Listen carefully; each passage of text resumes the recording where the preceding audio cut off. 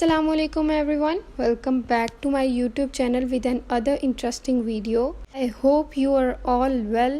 So आज के lecture में हम as if, would that और so that का यूज़ पढ़ेंगे। मेहनत करो ताकि तुम पास हो जाओ। काश मैं अमीर होता। घास पर ओस इस तरह दिखाई देती है जैसा कि किसी ने मोती बिखेर दिए हों। इस तरह के सेंटेंसेस हम सुनते और बोलते रहते हैं जिसमें ये लफ्ज़ इस्तेमाल होते हैं जैसा कि ताकि और ऐसा दिखाई देता है कि गोया के। तो इन्हीं वर्ड्स का आज हम यूज़ पढ़ेंगे इंग्लिश में इन वर्ड्स को कैसे इस्तेमाल कर सकते हैं। तो सबसे पहले आ जाता है the use of as if. As if हम तब यूज़ करते हैं जब हमने कोई फ़र्ज़ी स्टेटमेंट बतानी हो, कोई ऐसी सिचुएशन बतानी हो जो कि फ़र्ज़ी हो बिल्कुल, या तो हम इसका यूज़ करते हैं जब हम कंपैरिजन कर रहे होते हैं। फॉर एग्ज़ाम्पल, वो इस तरह से चिल्ला रहा था गोया कि वो पागल है। तो यहाँ पर हाइपोथेटिकल सिचुएशन यूज़ हुई है, मतलब कि हम फ़र्ज़ कर रहे हैं कि जैसे कि वो पागल है। अच्छा, एक और एग्ज़ाम्पल लेते हैं। ऐसा मालूम होता है कि तुम मुझसे नाराज़ हो। इसमें भी हम एक फ़र्ज़ी सिचुएशन बता रहे हैं, मतलब कि ख़दशा ज़ाहिर हो जिन सेंटेंसेस में, उनमें हम एज़ इफ़ का यूज़ करते हैं। जैसा कि मैंने एक सेंटेंस बोला था, वो इस तरह से चिल्ला रहा था गोया के पागल है। ठीक है, अब गोया के ये यहाँ पर एज़ इफ़ के तौर पर यूज़ हुआ है ना, तो इससे पहले जो सेंटेंस आया है वो हमारे पास, अगर हम इसको इंग्लिश में ट्रांसलेट करें, वो हमारे पास है पास्ट कंटिन्यूअस का सेंटेंस। ठीक है, he was crying as if he were mad.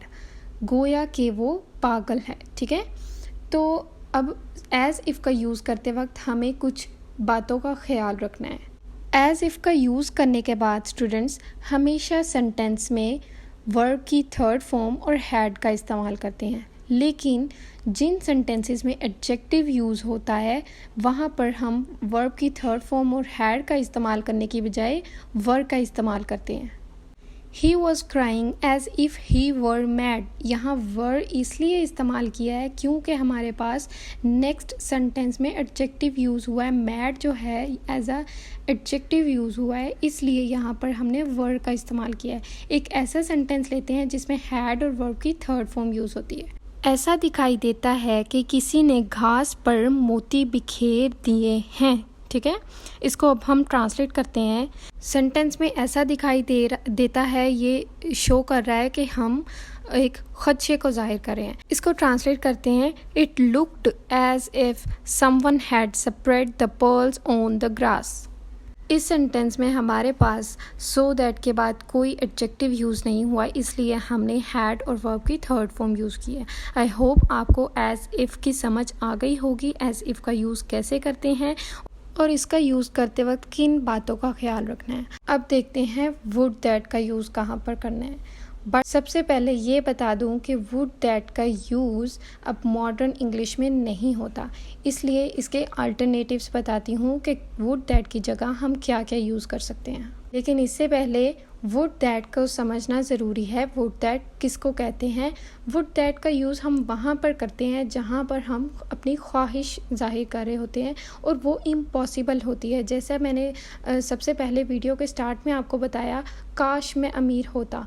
ठीक है, यहाँ पर ये ख्वाहिश जाहिर हो रही है, लेकिन अब वक्त गुजर चुका है या इस तरह की कोई सिचुएशन होती है और वो पूरी नहीं हो सकती, तो उस दौरान हम वुड दैट का यूज़ करते हैं। सो वुड दैट के अल्टरनेटिव्स हैं I hope that, I wish that and if only. कुछ एग्जांपल्स देखते हैं। I hope that it does not rain tomorrow. I wish that I could travel मोर। यहाँ पर हम इन सेंटेंसेस में ख्वाहिश को जाहिर कर रहे हैं अपनी। नेक्स्ट देखते हैं सो दैट का यूज़ कहाँ पर करना है। सो दैट इंडिकेट करता है किसी न किसी पर्पस को, किसी मकसद को इंडिकेट करता है और इसको भी शो करता है कि कोई भी एक्शन हुआ है उसके रिज़ल्ट को जाहिर करता है। फॉर एग्ज़ाम्पल, इसने मेहनत की ताकि वो पास हो जाए। ये सेंटेंस शो कर रहा है किसी न किसी पर्पस को। और सेंटेंस देखते हैं, इसने वर्जिश की ताकि वो सेहतमंद हो जाए। इसने दवाई खाई ताकि वो सेहतयाब हो जाए। इस तरह के सेंटेंसेस जिसमें कोई पर्पस हो, कोई मकसद की बात करें हों और उसका रिज़ल्ट शो कर पाएँ, हम किसी ना किसी एक्शन का जो काम किया हो उसका रिज़ल्ट शो हो, उस तब हम करते हैं सो दैट का यूज़। अब सो दैट का यूज़ करते वक्त हमें 2 बातों का ख्याल रखना है। सबसे पहले ये कि सो दैट ताकि वर्ड ताकि जब सेंटेंस में आएगा, इससे पहले अगर सेंटेंस प्रेजेंट टेंस में होगा तो हम मे का यूज़ करेंगे, MAY मे का यूज़ करेंगे और साथ वर्ब की फर्स्ट फॉर्म यूज़ करेंगे। और अगर ताकि से पहले सेंटेंस पास्ट में होगा तो हम माइट का यूज़ करेंगे और वर्ब की फर्स्ट फॉर्म ही यूज़ करेंगे। जैसा कि पहले एक एग्ज़ाम्पल ली थी, इसने मेहनत की ताकि वो पास हो जाए। इसने मेहनत की, अब उसने मेहनत कर ली है, ये पास्ट का टेंस है, ठीक है।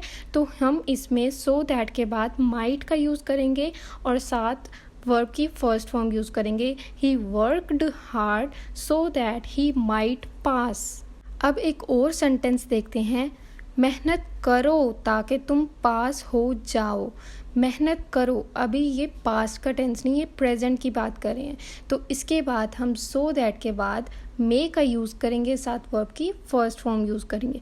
Work hard so that you may pass. आज की वीडियो अगर आपको अच्छी लगी है तो लाइक करें, शेयर करें, सब्सक्राइब करें and don't forget to hit the bell icon. और कमेंट ज़रूर किया करें, इससे मुझे खुशी मिलती है। Thanks for watching. अल्लाह हाफिज़।